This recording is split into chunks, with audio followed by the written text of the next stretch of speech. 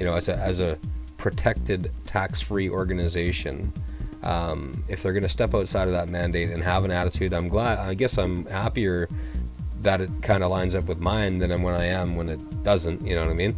But I also think, like, where are these churches?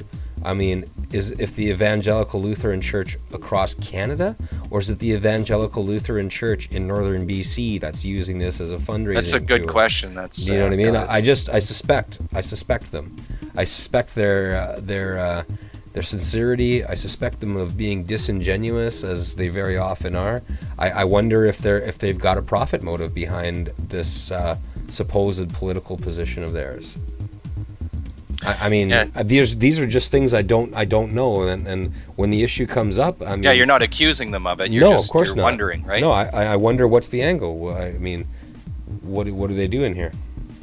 And another curious thing too, that the one church that's absent from that list. I mean, there's thousands of millions of churches probably in Canada, but I mean, Stephen Harper's church is missing from that list. They haven't said anything. They don't seem to be opposed. I'd actually like to get a hold of somebody from Christian Missionary Alliance and see what they have to say.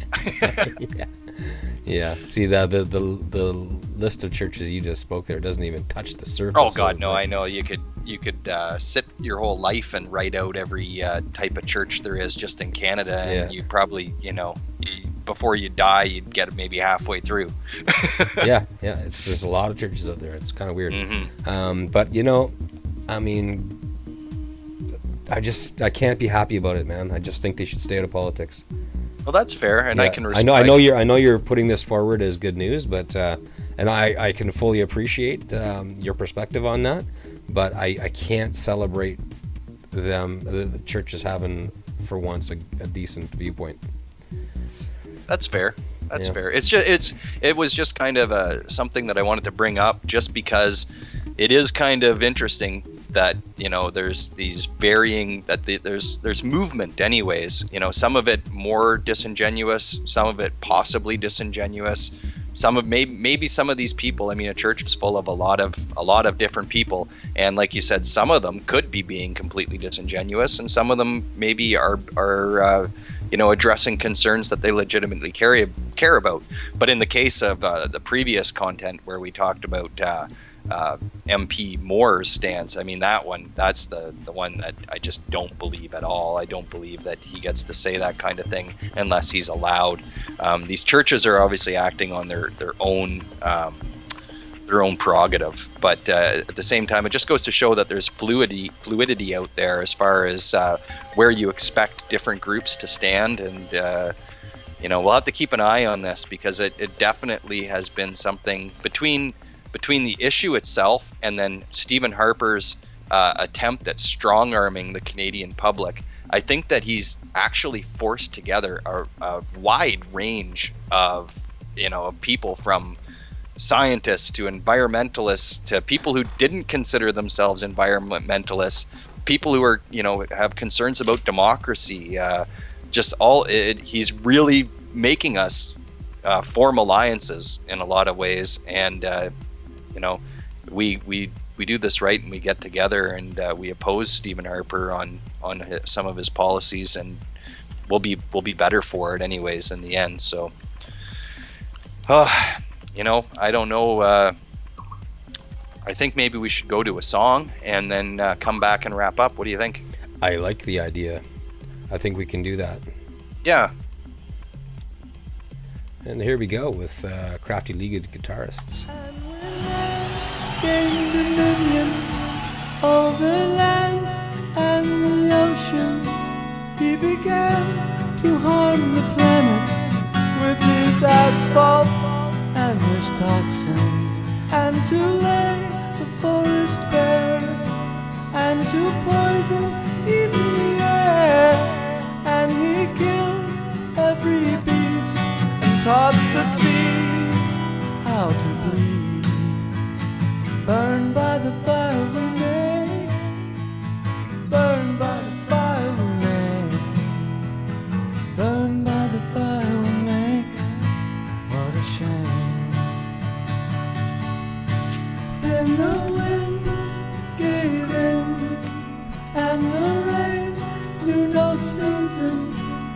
when the sun came to beat on a land of sand and diseases.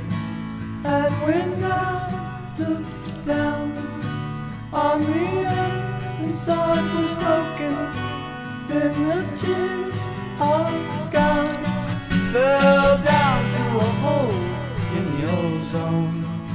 Burned by the fire we make, burned by the fire we make, burned by the fire we make. What a shame. This is the nature of the human race, to kill off anything that gets in our way. Poor Mother Earth, we disfigured her face, 'cause man is the maker of his own disgrace. Burned by the fire we make. What a shame.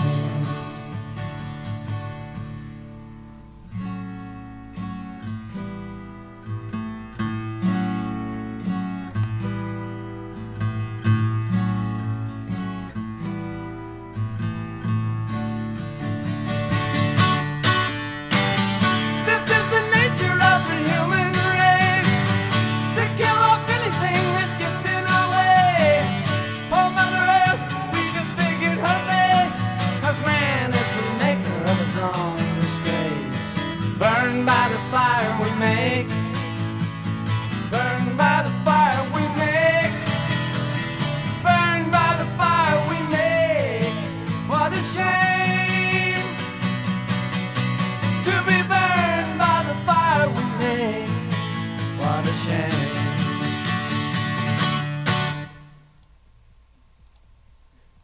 How's it going, Mike? Not too bad. That song didn't have anything to do about ecstasy, right? No. No, Okay, no, good. no. I was looking for the relationship, but I missed it, and I thought, okay, but I didn't miss it because. Okay, good. Although I did think about how much I'd like to do ecstasy while I was listening to that song. There you go. Okay. That's on my to-do list, by the way. My co-host, Mike Cook. These songs and ecstasy. Well, you know, on a wrapping up note here, if people out there are going to engage conservatives, and the conservatives are going to try to slam them for being overly leaning towards environmental concerns and not worried about jobs, here's a little factoid for them. When you want to talk to them, mention this to them. Canada is last among G8 nations in terms of green energy investments.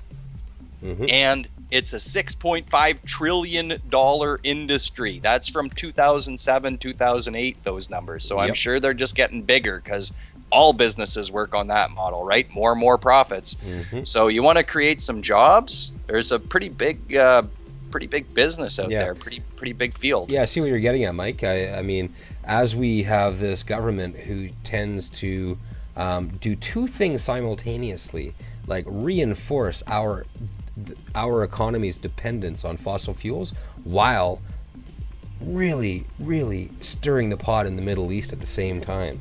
Do you see that as a winning combination, a winning strategy right there? No, what I I mean? don't. I don't. And it's Tie the economy to fossil fuels and screw around in the Middle East.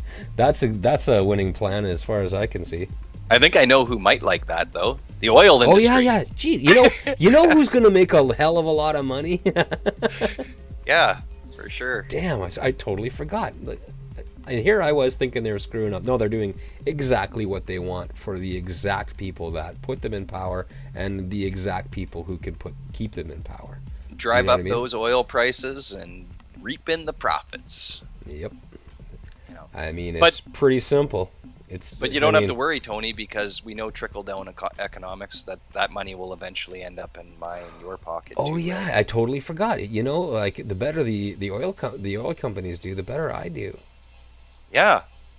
That's a happy note Oh, to end on. okay. Yeah, exactly. I'll be sleeping better tonight knowing that my fortunes rise and fall with those of oil company executives.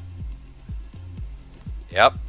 Yep. Except I think we're, Yeah, except that we know that trickle down economics is total bullshit. that's what I was waiting for. Yep, it sure is, Mike. We've said it before, we'll probably say it again.